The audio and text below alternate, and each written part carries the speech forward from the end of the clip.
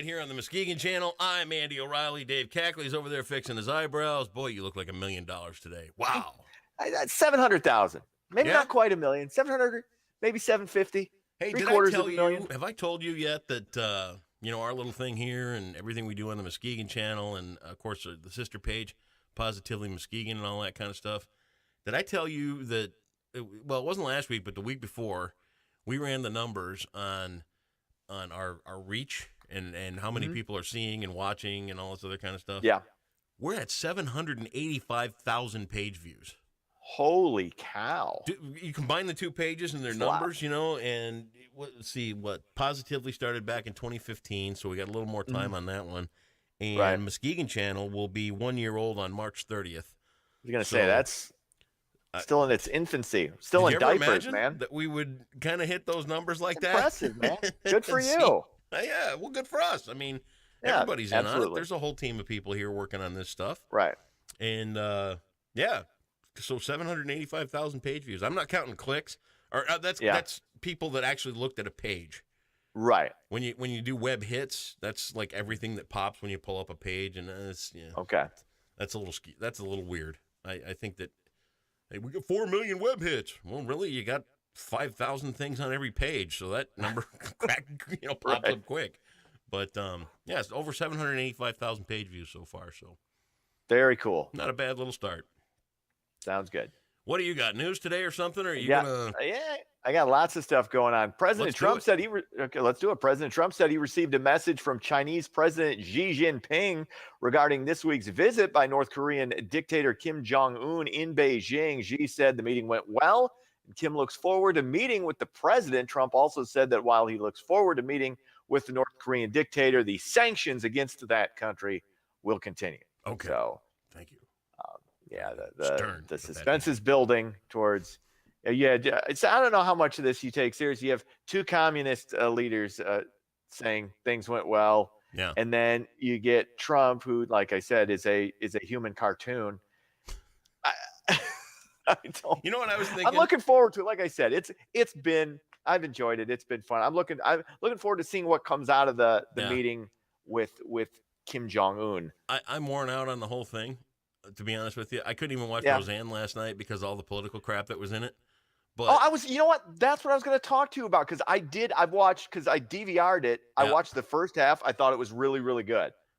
There were some laughs and all that other kind of stuff, but I literally, I wanted an escape from everything that you see on the news and everything, and that's all they did was throw more of it in my face. So I didn't like that.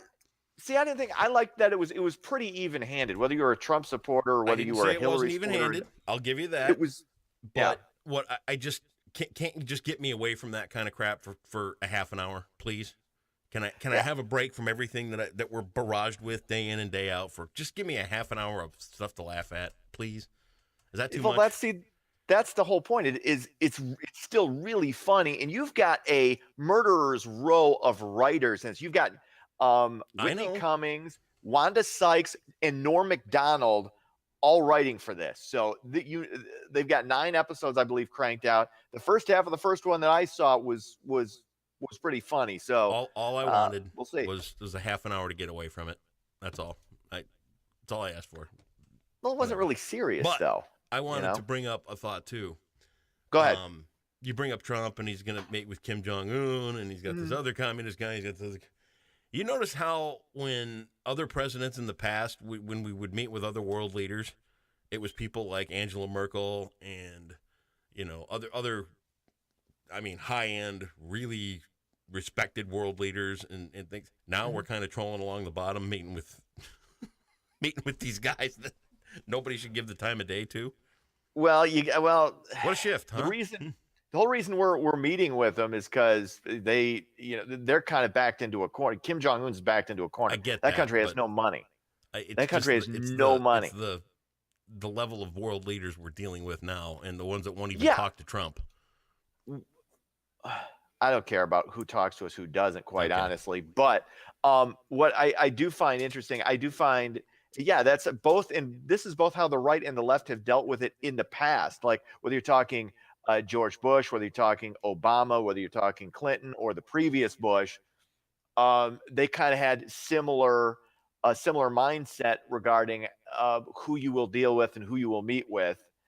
And Trump's kind of thrown a curve into that, which, we'll see if it's good or bad. I don't know. That used to be kind of a liberal belief that, hey, you should meet with anybody. We got to talk. We got to have a dialogue with these people we disagree with. And then the Republican side of that was, no, we're not. We elevate them by talking with them. So we'll see. Yeah, we'll see. Utah has become the first state to legalize, quote, free-range parenting. Utah Governor Gary Herbert signed the bill earlier this month. Now, the new bill redefines neglect in the state so that kids can participate in some unsupervised activities like going to the playground, walking to school, or staying home alone without their parents being charged. Legislation takes effect in May. I like this. Kind of it puts the onus on the parent and not the state. And then parents know better than legislators whether or not their kid is mature enough to go to the playground or to stay at home alone. I mean, I think this is a good thing, and at what age though helps kids. That is where the parent comes in, because there are some 10, 11-year-olds that shouldn't be left at home alone at all, because they're probably going to burn down your house. Right. And then, I got Max, like he's 8. I can go to the store for 20 minutes and leave him by himself. Yeah. Nothing's going to happen. Okay. He knows, it's like if you were at the playground and a stranger was to come up to him, kick him in the nuts and run away. Okay. There you go. So I like it. Yeah. What? What's the problem? Well, I've never had kids, so I've got these grandkids, and you spend every waking minute worrying about a bumped head or a fat lip or a scraped knee or anything like that.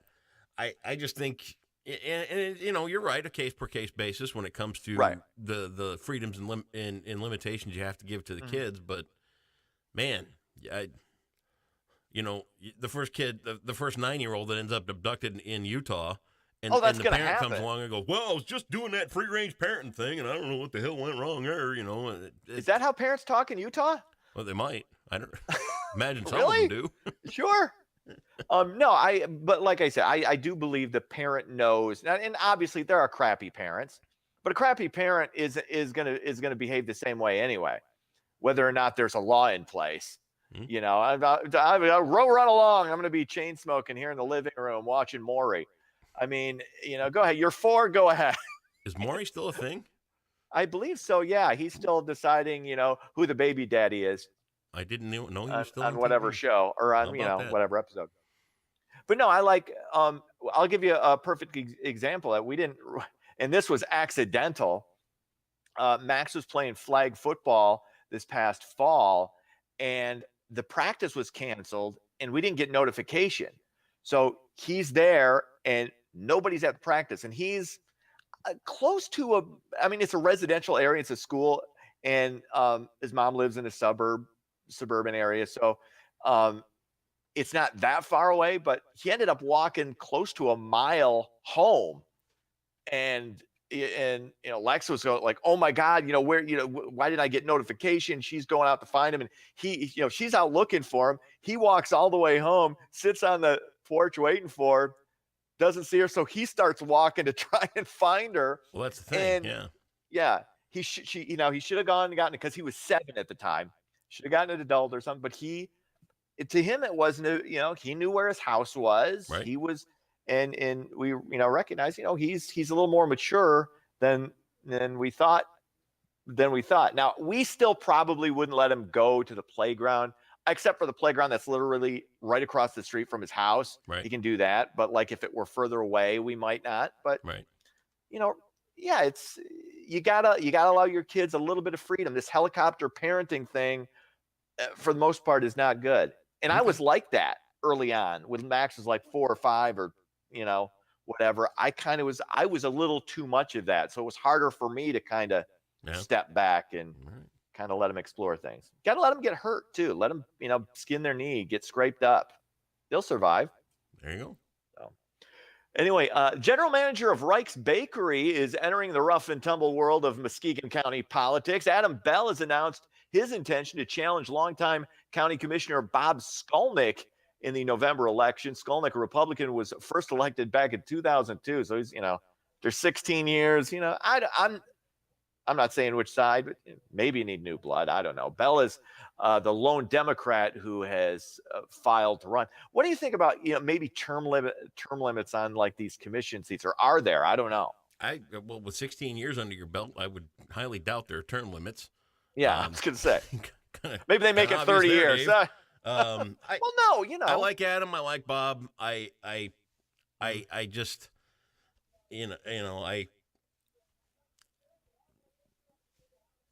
I'll tell you what, man. Being the first timer in all this, higher level of politics and all other kind of stuff, some of the stuff I'm seeing and some of the, right now, I'm worried about marching to the beat of the Andy O drum because I really can't get pulled into some of the mayhem that goes on in elections and behind the scenes and all this kind of stuff. I got one thing to worry about. That's me. I got to worry about the message I want to get across. I got to worry about the mission I started with everything I do and love and want better for Muskegon. All the whirlwind that's going on around me and all the different political races and all that other kind of stuff. I just gotta watch out because I strive to avoid. And when I say the word insanity, I'm not saying that these people are insane. I'm just saying that a lot of the stuff keeps repeating over and over and over again, and I can't get pulled into that. You know what I mean? I have to stick to what I want to do. I have to stick to what the people that are behind me want to do. The people that are trusting me with their vote and following along on Facebook and the people that really want to see things change for Muskegon for the better. That's what I got to focus on. And who's jumping into this race and who's jumping into that race and everything like that. I can't get pulled into it. I got to keep the focus. I got to maintain what I believe in, and that's what I got to do. Understood. But what do you think just in general about, and I've gone back and forth on this, on the idea of term limits. Do you think, after on one side of the coin, 6, 8 years? The way I've heard it best is this. There are people that will argue for term limits because you don't want anybody getting, old and lazy. And I'm not saying anybody is, but I'm just saying the argument is you don't want anybody getting too comfortable in there and abusing what they've got. On the other side of the coin, if you were going in to have a tumor removed from your head, would you want a term limited surgeon doing that? That's an interesting perspective. You know what I mean? So yeah. I don't know where to stand on it at this point. I think that term limits were put in place to get some of the dead weight that had been around in a lot of the politics around. Not that anybody I'm saying is dead weight in this case, but there's a level of experience and professionalism that comes along with some people that you really kind of need. So, I like that you're comfortable enough saying you don't know the answer. Yeah. I like that. But there's not no right enough or wrong people answer to I this like one. that. Right. Agreed. There really isn't. But I do know this with things starting to heat up now in the world of politics and campaigning and all this other kind of stuff, it's becoming more and more clear to me that the further I can stay out of the mix of the heated politics stuff and all that other kind of stuff, the better off I'm going to be. And I have to watch out for number one here, and I got to preserve myself. So I have to just be me, I'll be a friend to anybody. I don't care what party you're with. It doesn't matter to me. I have to worry about what I want to do for this community, and that's just where it's at. Very good. Is that okay? All right. I mean, you're my friend. Perfectly fine. Yes, absolutely. Okay. I think that's the best. You just gave yourself the best advice. So I got nothing to add to that. That was good. Well, thank you. All right. Sports, Michigan getting ready for their Final Four matchup with Loyola of Chicago. They'll play the early game on Saturday in San Antonio. I've said this. They're probably going to win this by 10-15. If you're a Michigan fan, you've got to root for Kansas to beat Villanova, because Villanova will beat down Michigan. They will. They're really, really talented. But Kansas, the interesting thing is Kansas can beat Villanova, but Michigan could roll Kansas. So if you're a Michigan fan, you got to root for Kansas to beat Villanova. That is very, very important because you're going to beat Loyola of Chicago. I'm rooting for Loyola. I hate Michigan, but there's no way Loyola's beating Michigan. It's just not going to happen. You know what I can't wait for? You can mail in the stats. I can't wait for basketball season to be over so we can hear you not say how much you hate Michigan. Just one newscast. Well, no, because then I'll do it. Then I'll do it during football season. And well, football season's a long ways away. No, I'll probably start talking about it in April though. So. Oh, good. Can't wait. Anyway, that's sports. Have yourself a great Wednesday, Dave. See ya.